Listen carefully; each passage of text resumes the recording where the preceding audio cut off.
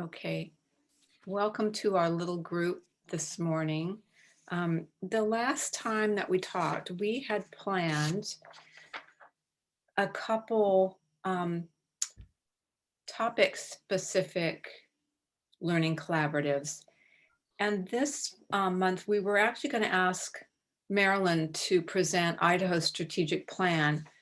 And then a couple of weeks ago, Jill said, their annual caregiver conference is like tomorrow. yeah, so right at that time. So it's tomorrow. So I contacted Marilyn and asked if we couldn't move her to March.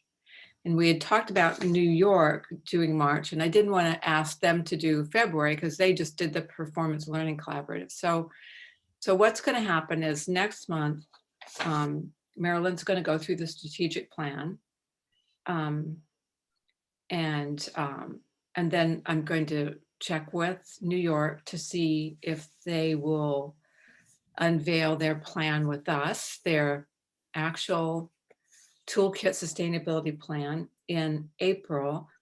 And then Tracy had last month talked about potential revenue streams and how to position yourself to take advantage of those. And so I'm going to ask Tracy about doing that in May.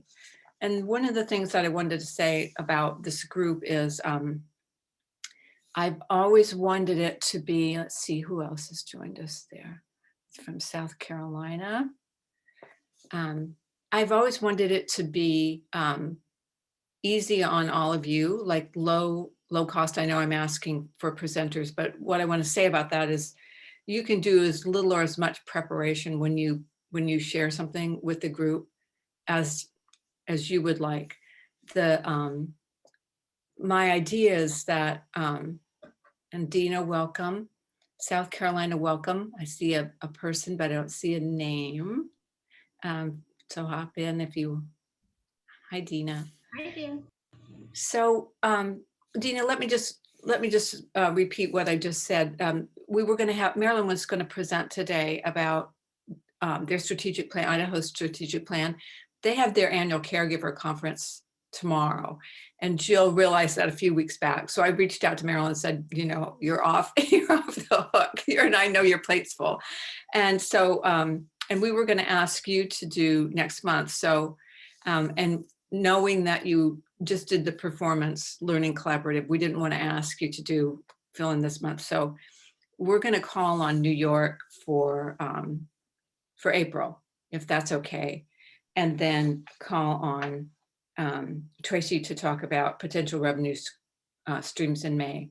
And what I was just saying about this group is that, I used to teach graduate students at University of Washington, and I was allowed to keep my classes to 15 or lower. And I found those so productive just to have a bunch of people around a table really talking in depth about what was important.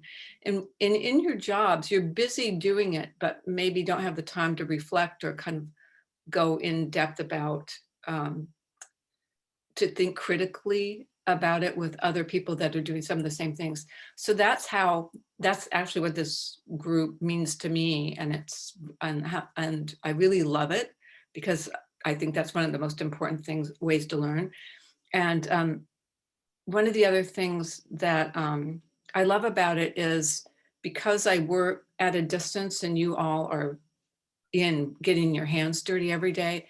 If I'm just writing up things like for the Arch website or for Congress or whatever, I don't feel connected, and you all help me feel connected to the real importance of the work. So that's personally what I get out of it. What I'm hoping you get out of it is the support, intelligence, wisdom from one another without having to invest too much of your time when your schedule's already overloaded. I know that. So anyway, that's my idea.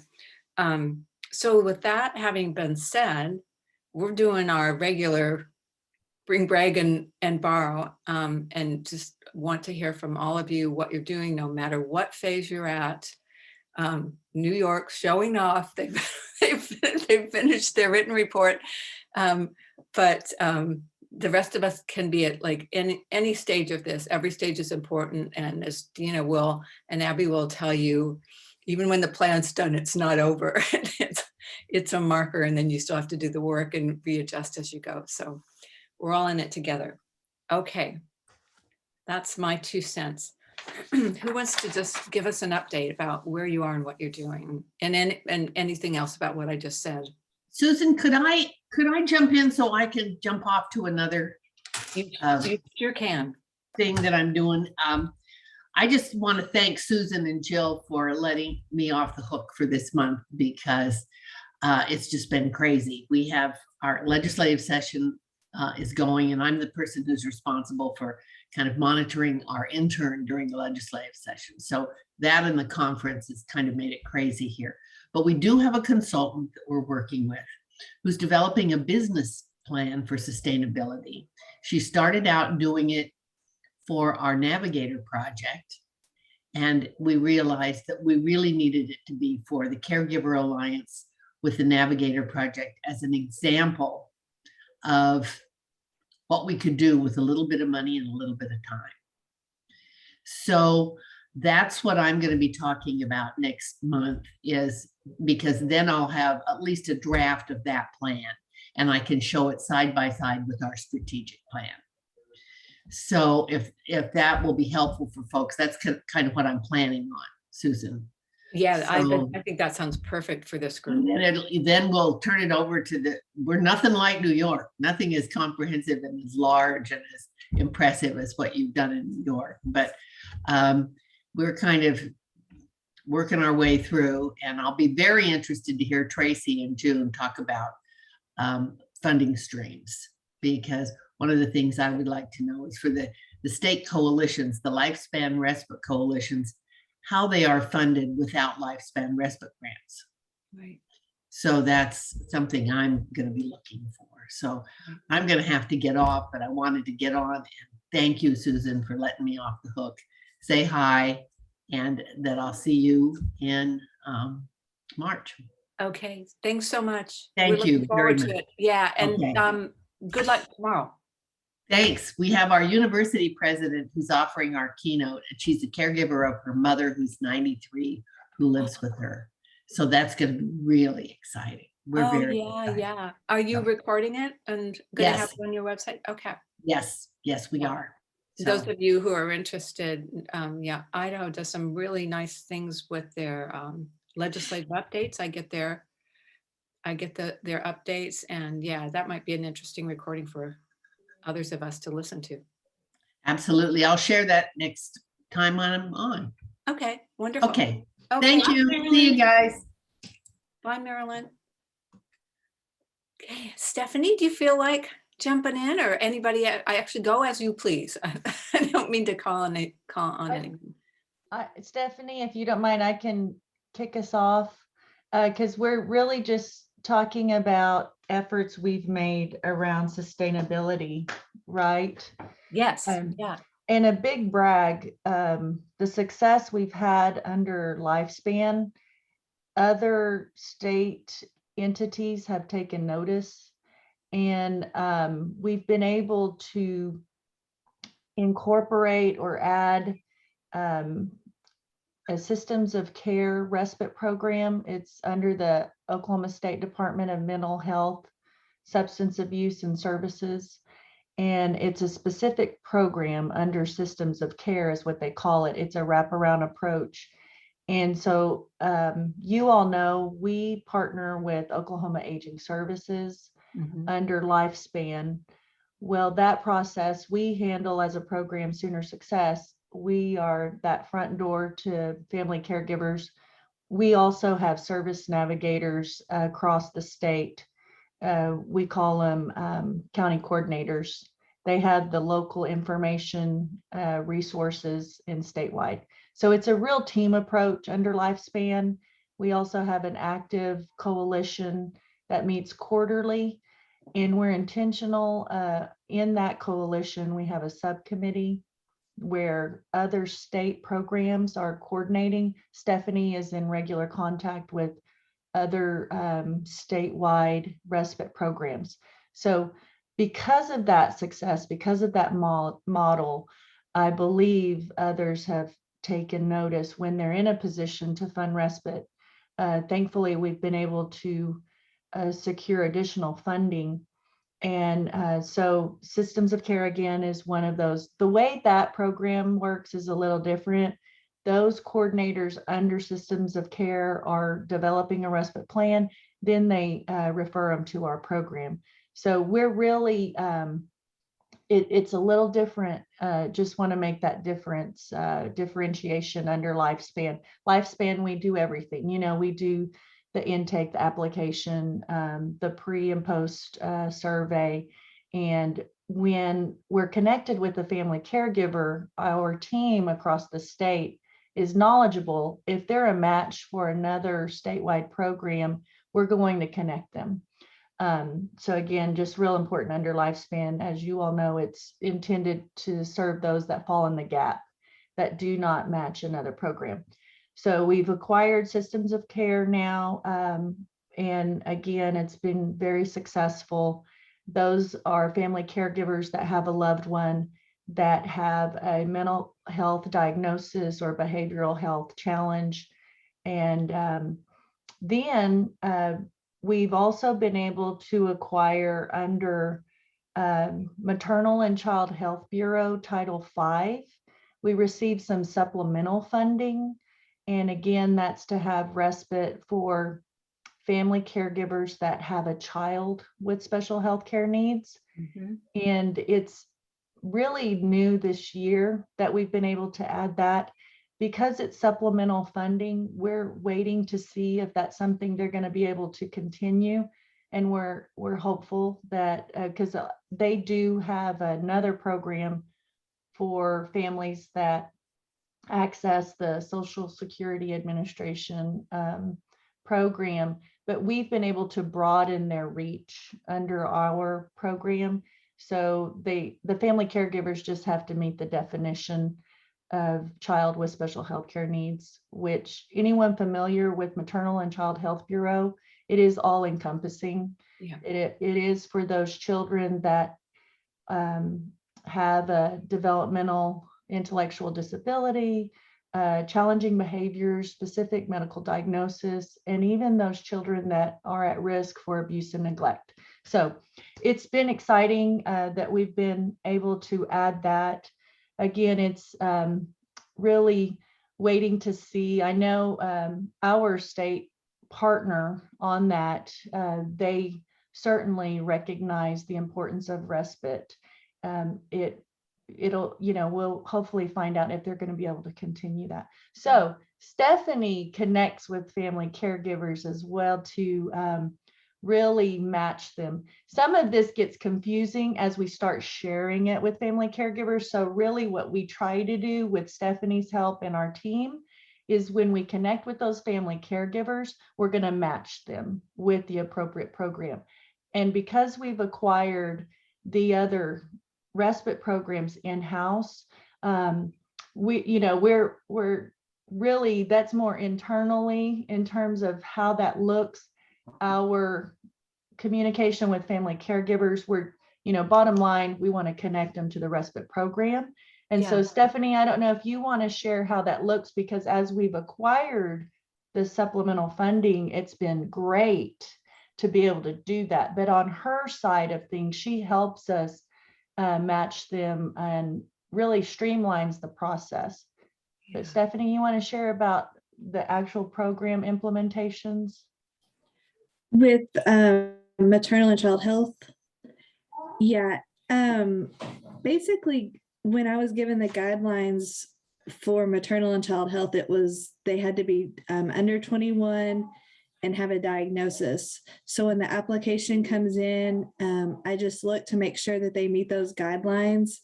And if they do, then they go into that program. If they don't meet those guidelines, but they meet the Lifespan guidelines, then they go into that program.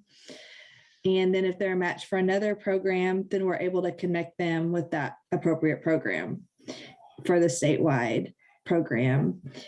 For the family, we just try to keep it as simple as, like Aida said, it's all basically internal. They don't know what funding source is Right. doing their vouchers as long as they're coming out of Sooner Success.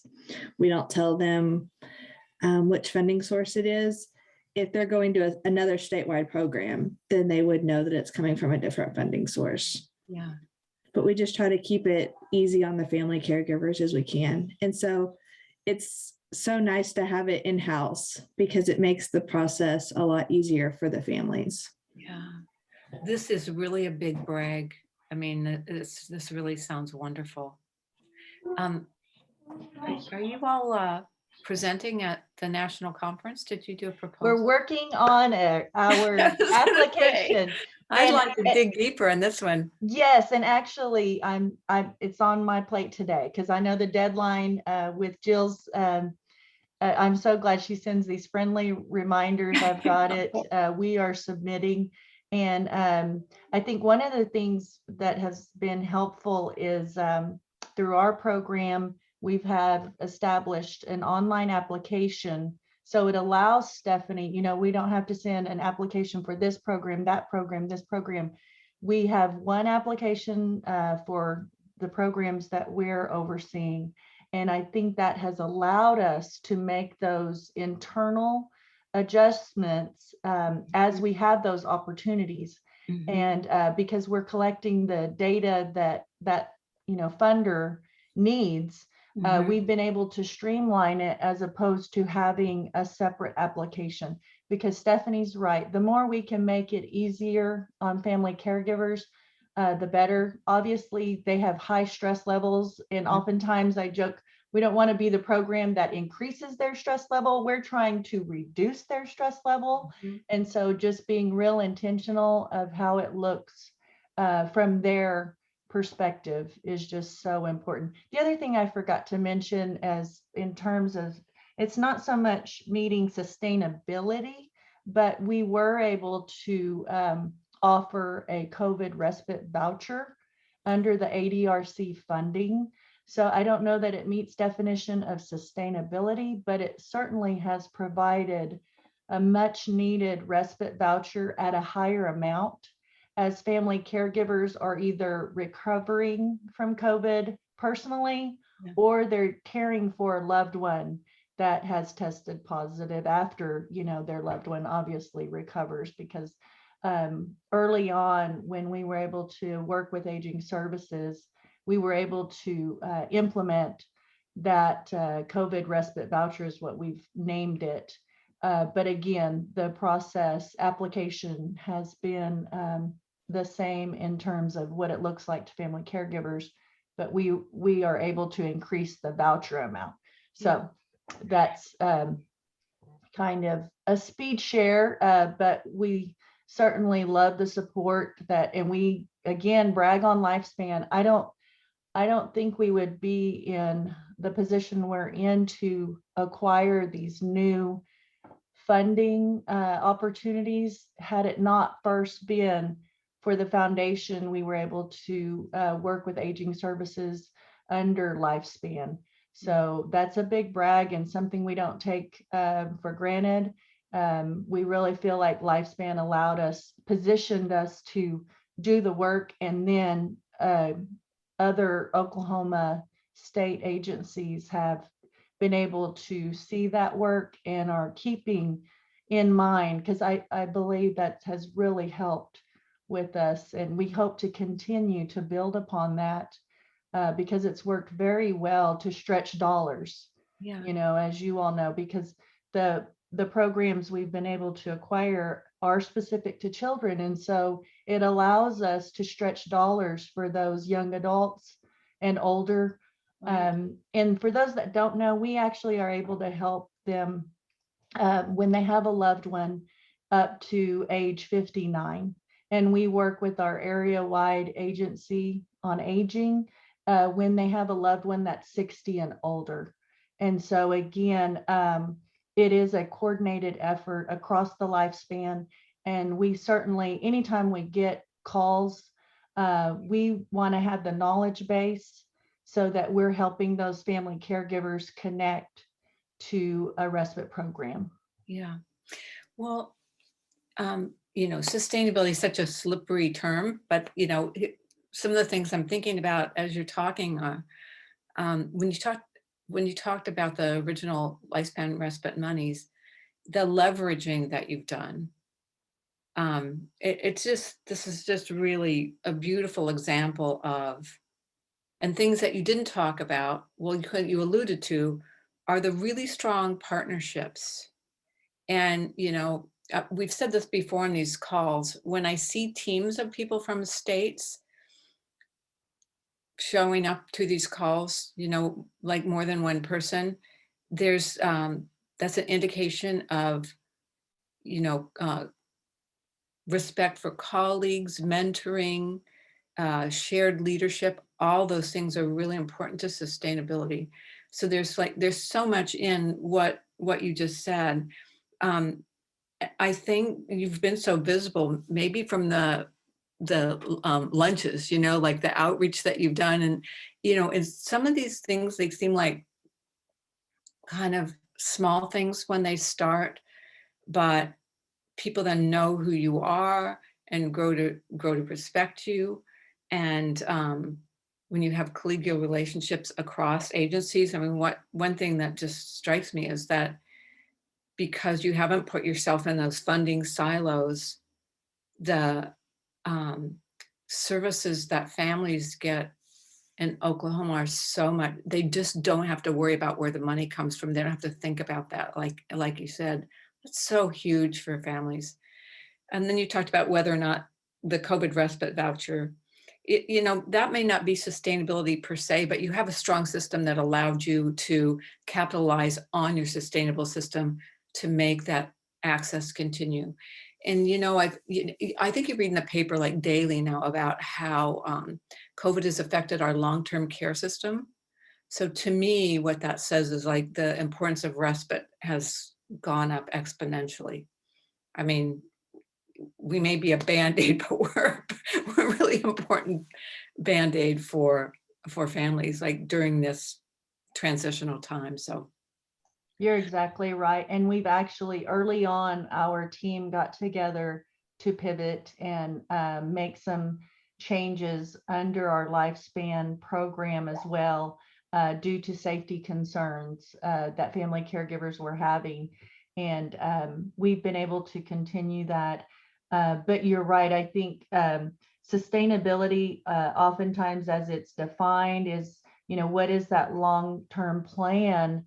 But you're right, we accessing the ADRC funding to then provide much needed respite, addressing that specific need. I'd say learning from it and how does that help us long term is exactly right. I wrote down what you said about wisdom from one another, because honestly, that's why I love these collaborative groups, because we love our team here in Oklahoma, but we have equally learned and loved participating in the national collaboratives, because that's really what we're hoping to do, is learn and make changes where we can. And family caregivers need us to do that, instead of just being on autopilot. I think it's never healthy to be on autopilot. We should always reflect and learn as best as we can, and from family caregivers. Personally, I'm a family caregiver. Stephanie is. Many of our team members are. And so when we roll out, whether that's an application or we're working on an event, I just, it's so important to see it from their shoes if we can, so that, we're trying to streamline and make it as easy as we can, but obviously still following the grant requirements is just so important. And that's our team. I think our team has just really done a great job in trying to pivot when we can and have to. And going back to the coalition component, I can't emphasize enough, that has just been a great opportunity to implement what I would call a care coordination model. Because if we don't know what others are doing, it's very difficult as we're working with family caregivers to know who that might be to assist them. And that coalition has just been a great opportunity. Now, pre-COVID, we were doing a hybrid. We were meeting in person and had a virtual component. Obviously, because of the pandemic, we've gone total virtual, but it's really, I think we can't underestimate the value of making those connections, having those partnerships, because, we may have a family caregiver that contacts us with a unique circumstance, and it's so important for us to know what other programs offer. And I think this pandemic has just really emphasized the importance of that. We were already doing that, but I think it just really magnified the importance of that because of unique situations that have come out of the pandemic. So, but again, I appreciate the support we have received. We would not be where we are if it had not been for you all and the support we have received from the federal level to the state. And, we're just happy to continue to do our part and help family caregivers access and desperately needing access to respite. Yeah, this network is really generous with one another. And when you're talking, it reminded me of this, thinking of New York. I don't know if you all attended the webinar on the Exhale project that was presented earlier this week, and that's available through the Break Exchange. If you didn't, it's really worthwhile taking a watch and a listen.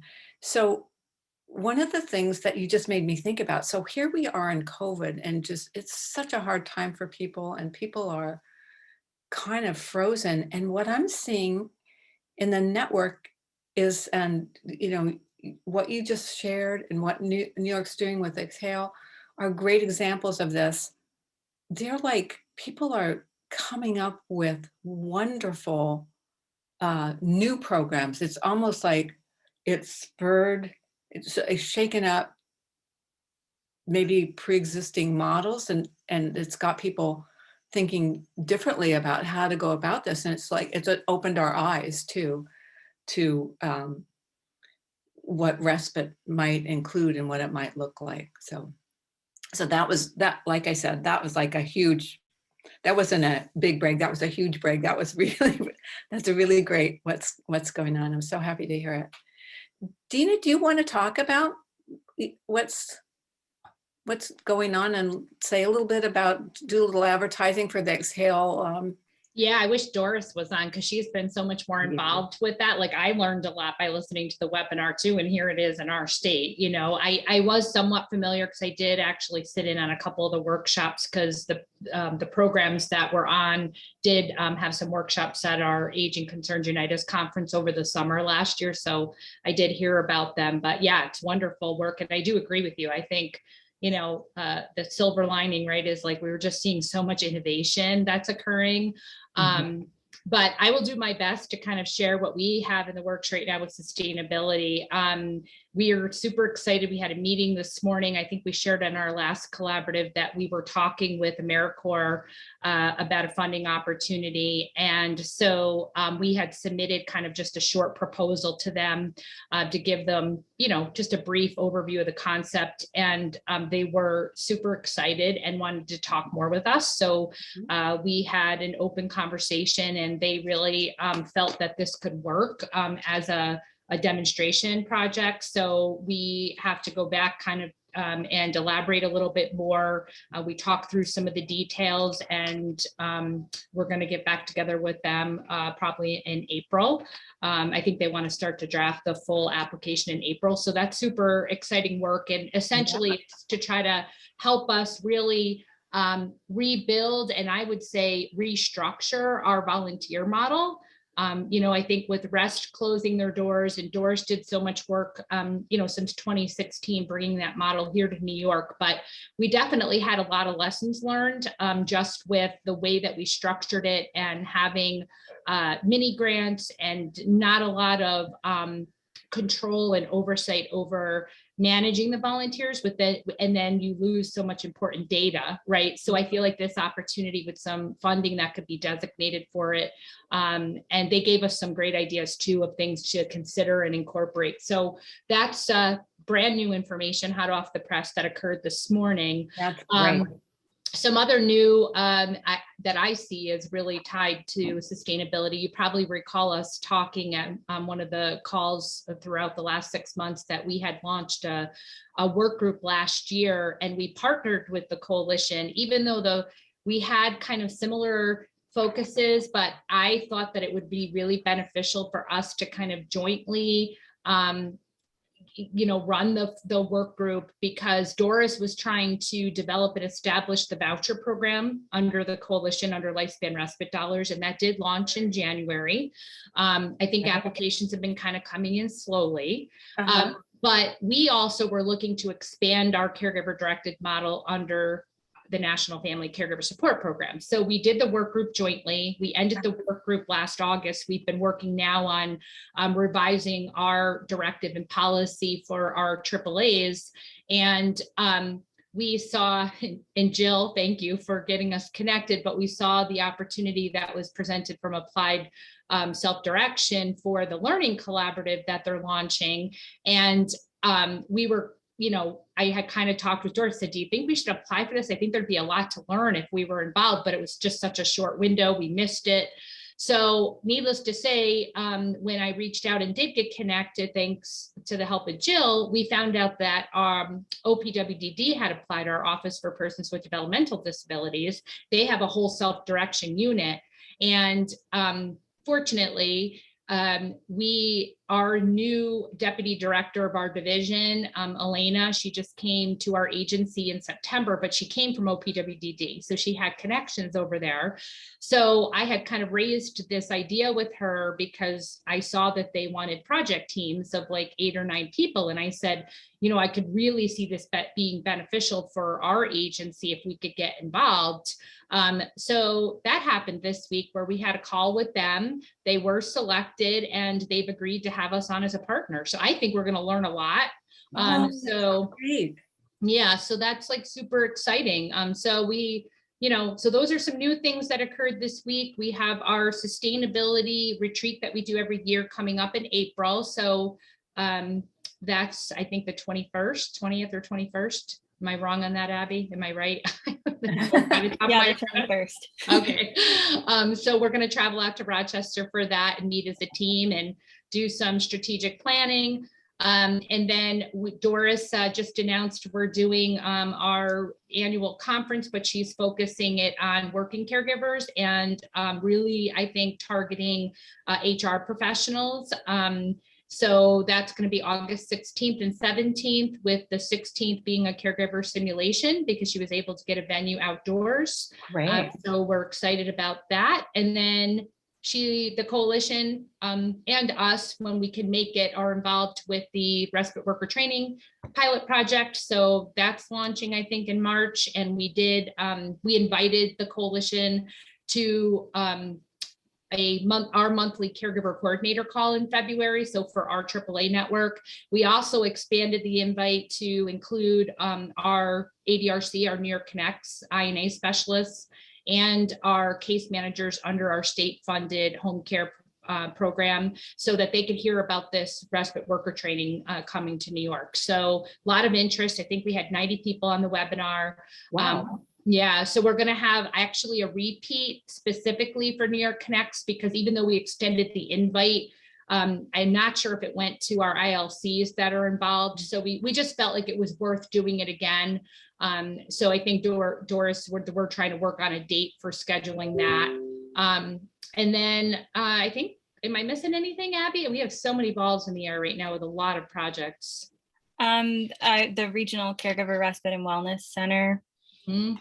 So that's part of our 5-year grant. We are working with SUNY Plattsburgh to develop a Regional Caregiver Respite and Wellness Center. So right now we're doing some marketing and outreach to kind of kick that off in July of this year. They're planning a couple of kickoff events up in the northern part of the state in June. So that will be open in July. So just working on getting that ready. Yeah. Thank you for reminding me. Yeah, they're going to be using T-Care. I think we mentioned that. But yeah, the marketing's the big thing right now. So they're actually gonna, they're developing their own logo. And you know, it's a 6-county region. Jill, we just finished our proposal for national conference. So Doris is going to be submitting that next week, but it is to share about the Caregiver Wellness and Respite Center. So yeah, we're super excited about that launching as well. Yeah, this is just all so fabulous. I'm just like thinking back to the beginning of our little group and we kind of, you know, have like 1 minute of things to report, and just the growth is just really exciting. Susan, Yeah. just through their share reminded me of two things I failed to mention. Again, under lifespan, the 5-year enhancement focus, we're going to continue to focus on siblings. We're actually great. planning a camp. We're going to do a respite sibling, we're calling it sibling retreat. It's going to be in June. And I would say that falls under that sustainability, really looking at that, you know, increased funding and really trying to work on supporting our siblings. And we also acquired a grant under the Developmental Disabilities Council of Oklahoma Yeah. to do respite retreats. I thought I had better notes, but as New York was sharing, I was like, oh my goodness, I forgot to mention these, because the reason I think it's important, perhaps there's a Developmental Disabilities Council partnership that could look at funding something similar, but we're planning these weekend respite retreats. We're really trying to have more unstructured time than structured. We're going to issue respite vouchers for those family caregivers to have that, you know, weekend.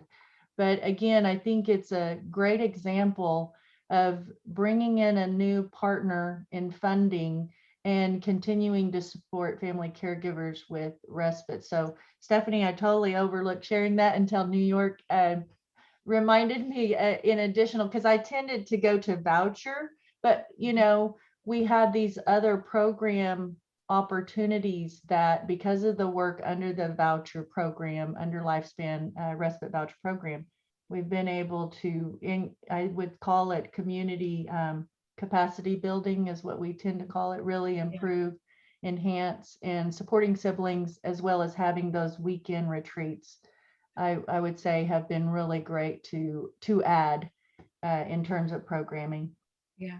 So the strength of these collaborative partnerships that you talk about and that New York talked about are really impressive to me. And also, again, the leadership. If you imagined a state with like one person in charge that didn't have eyes and ears, I mean, that's what one of the things that really comes across to me, and that's so important. You know, when we say like shared leadership and stuff, these are just labels we throw around, but there's like, when you actually live them, it means that you have all these good minds and good connections and friendships and excitement and, you know, nourishment, you know, from one place to another. And that's really evident in what I'm hearing, and so exciting. Aida just reminded me, I'm glad you brought that up, because we actually are, Colleen Scott, who's in our office, she's an advocacy assistant specialist, but she sits on the Developmental Disabilities Planning Committee. And we actually just connected with her, and now she wants to like meet with us again, but we connected with, oh, help me, Abby, who was it? Sarah, St. John. I will always mess up her first. Jane St. John. I always want to call her Sarah. I don't know why.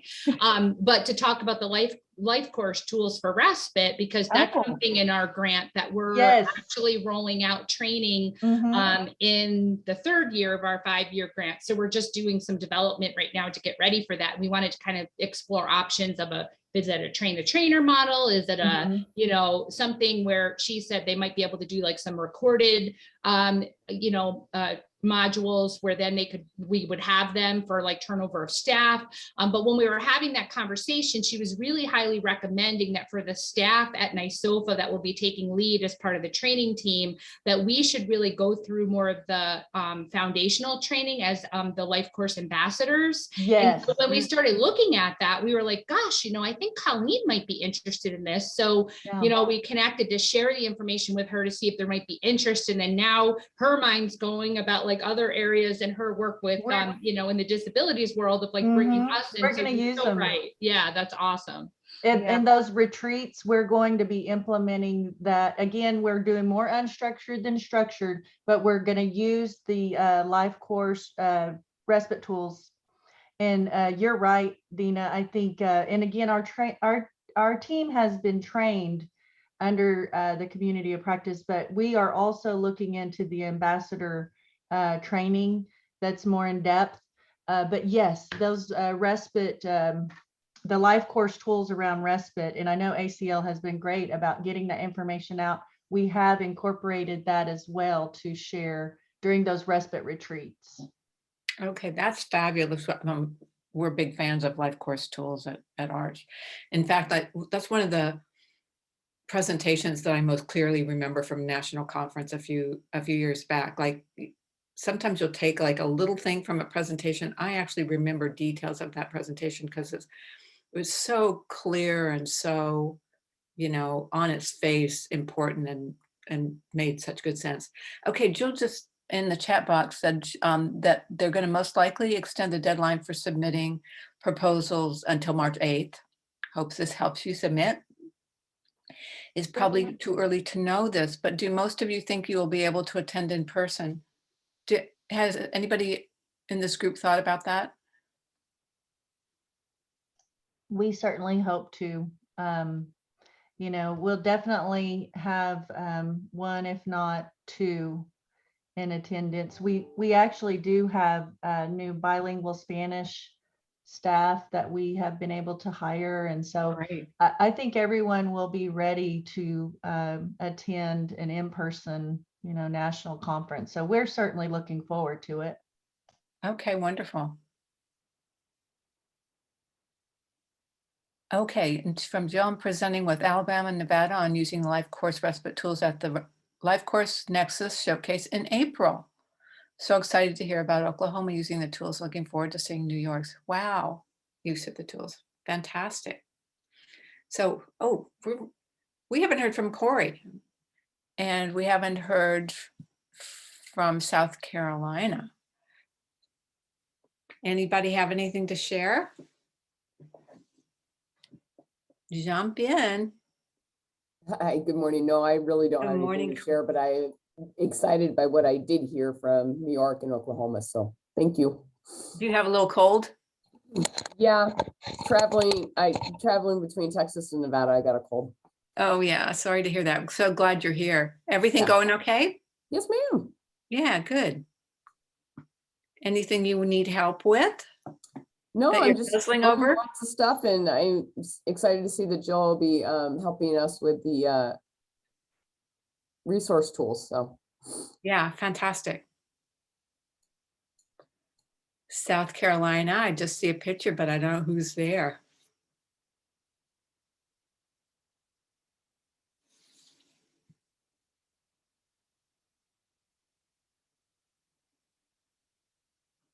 Anyone?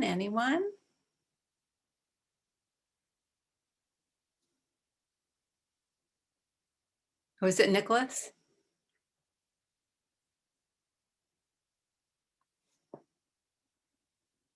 Do you have anything to share?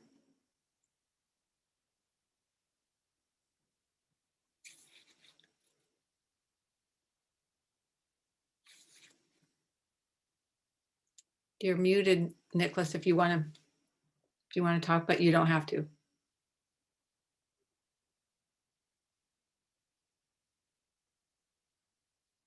Okay, so we may be done early today.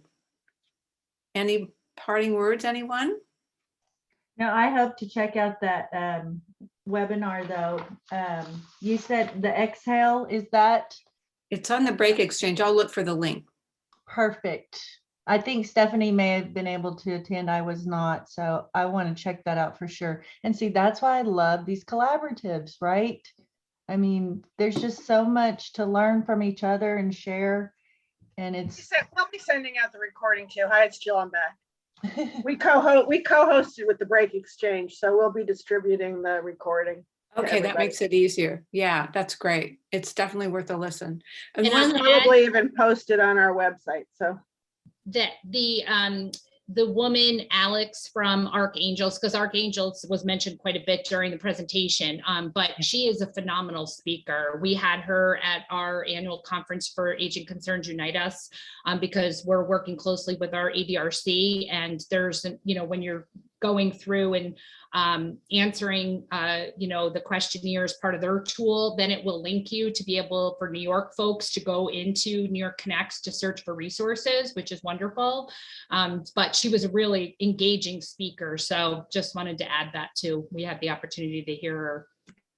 Yeah.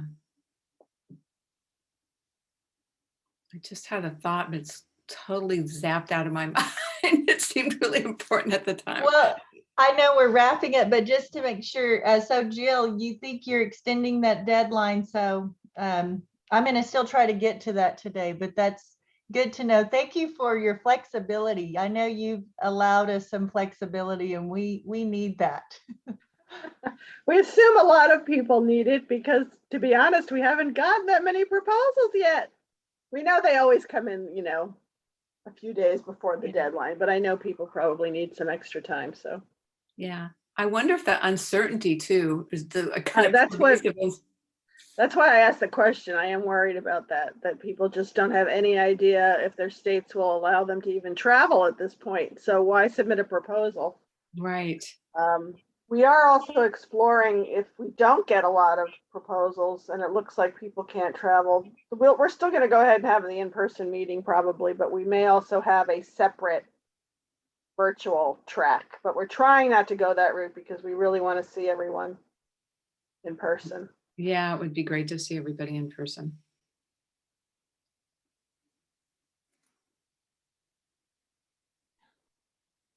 Okay, I think we're good. We've never finished early before. It feels kind of eerie.